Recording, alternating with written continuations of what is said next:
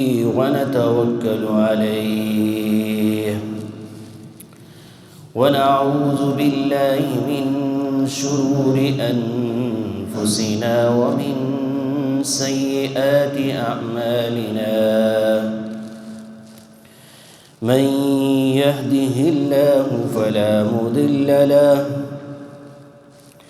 ومن يضلله فلا هادي له ونشهد أن لا إله إلا الله وحده لا شريك له ونشهد أن سيدنا ومولانا محمدا عبده ورسوله صلى الله تبارك وتعالى عليه وعلى آله وأصحابه وبارك وسلم تسليما كثيرا كثيرا. أما بعد فقد قال الله تبارك وتعالى في كلامه المجيد: أعوذ بالله من الشيطان الرجيم. بسم الله الرحمن الرحيم. وإذا بشر أحدهم ظل وجهه مسودا وهو كظيم يتوارى من القوم من سوء ما بشر به أيمسكه على هون أم يدسه في التراب ألا ساء ما يحكمون. صدق الله العلي العظيم ونفعني وإياكم بآياته والذكر الحكيم والحمد لله رب العالمين. دوسری پڑھ لیجیے. اللهم صل على سيدنا ومولانا محمد وعلى آل سيدنا ومولانا محمد وبارك وسلم. اللهم صل على محمد عبدك ورسولك وصل على المؤمنين والمؤمنات والمسلمين والمسلمات. انتہائی واجب الاحترام بزرگ دوستو، نوجوان ساتھیوں، اللہ تعالیٰ کی نعمتوں میں سے اولاد کا ہونا یہ بھی بہت بڑی نعمت ہے. اولاد چاہے بیٹے کی صورت میں ہو یا بیٹی کی صورت میں ہو، یہ اللہ تعالیٰ کا بہت بڑا انعام ہوتا ہے. یہ اس کی بہت بڑی مہربانی ہوتی ہے کہ وہ اپنے فضل سے کسی انسان کو اپنی ایک عظیم نعمت اولاد کی نعمت سے نوازتا ہے. اور جب بچہ پیدا ہو جاتا ہے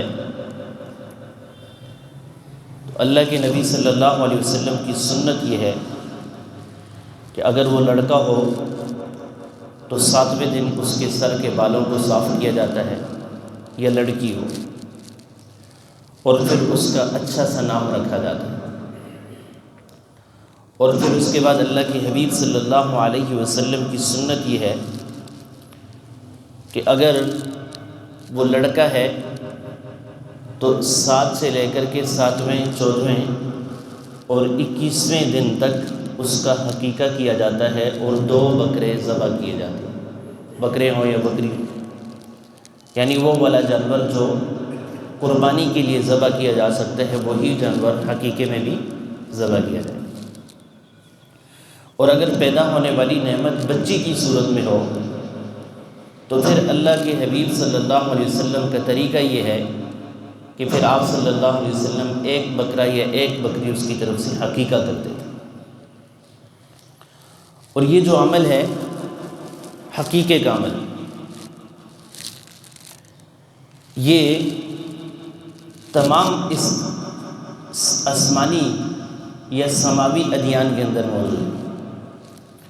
حضرت ابراہیم علیہ السلام، اسی طرح حضرت موسیٰ علیہ السلام کے ماننے والے تورات، اس کے اندر بھی حضرت عیسیٰ علیہ السلام کے ماننے والے عیسائیوں میں بھی یہ عمل موجود ہے۔ جب آپ صلی اللہ علیہ وسلم مدینہ طیبہ میں تشریف لائے تو یہود کو دیکھا کہ وہ جب بچہ یا بچی پیدا ہو جاتے تو ایک ایک جانور ان کی طرف سے عقیقہ کرتے تھے۔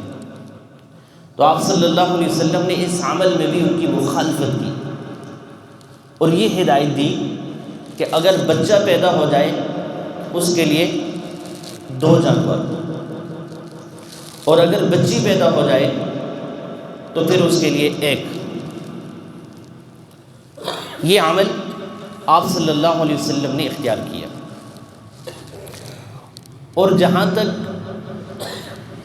عربوں کی تاریخ کا تعلق ہے، حجاز کے اندر اور اس وقت دنیا کا ایک بڑا حصہ، اور یہ جو بر صغیر پاک و ہند ہے، یہاں پہ رہنے والے ہندو جب بچی پیدا ہو جاتی تھی تو یہ اس کو منحوس سمجھتے تھے، اچھا نہیں سمجھتے تھے، اور پھر غیرت کے نام کے اوپر اس بچی کو قتل کر دیتے تھے۔ سورہ تکویر میں اللہ تعالیٰ نے فرمایا وَإِذَا الْمَوْءُودَةُ سُئِلَتْ بِأَيِّ ذَنبٍ قُتِلَتْ، کہ قیامت میں اس زندہ درگور کی ہوئی بچی سے پوچھا جائے گا کہ بِأَيِّ ذَنبٍ قُتِلَتْ، تمہارا کیا گناہ تھا، کیا قصور تھا جس کی وجہ سے تمہیں قتل کر دیا گیا۔ اور یہ بات ان کے ہاں عام تھی، چاہے چھوٹا ہو، بڑا ہو، سردار ہو، غلام ہو، معاشرے کے جس طبقے سے بھی اس شخص کا تعلق ہوتا، جب اس کے ہاں بچی کی پیدائش ہو جاتی تو وہ اپنے لیے اس کو ناگوار سمجھتا تھا۔ اور قرآن کریم کی جو سورۃ النحل کی آیت ہے، اللہ رب العزت نے اس رویے کو بیان فرمایا۔ کیا فرمایا؟ وَإِذَا بُشِّرَ أَحَدُهُمْ ظَلَّ وَجْهُهُ مُسْوَدًّا وَهُوَ كَظِيمٌ، کہ جب اس کو یہ بتایا جاتا ہے کہ تمہارے ہاں بچی کی پیدائش ہوئی ہے تو وہ مرد ظَلَّ وَجْهُهُ مُسْوَدًّا وَهُوَ كَظِيمٌ، اس کا چہرہ سیاہ ہو جاتا ہے، کالا ہو جاتا ہے، وَهُوَ كَظِيمٌ، اور وہ غصے سے بھر جاتا ہے۔